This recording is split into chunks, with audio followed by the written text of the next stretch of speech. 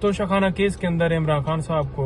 3 سال کی سزا سنا دی گئی ہے اور ساتھ 1 لاکھ جرمانہ کیا گیا ہے۔ کورٹ نے ڈائریکشن دی ہے آئی جی اسلام آباد کو کہ وارنٹ جو ہیں وہ ایگزیکیوٹ کروائیں،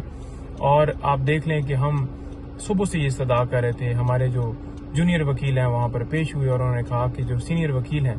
وہ دوسری کورٹس میں مصروف ہیں، تو جب تک آتے ہیں آپ مہربانی کر کے اس میں انتظار کریں، آرگومنٹس وہ آج ہی کریں گے۔ لیکن 12:30 بجے فیصلہ سنا دیا گیا، حالانکہ جو کورٹ ٹائمنگ ہے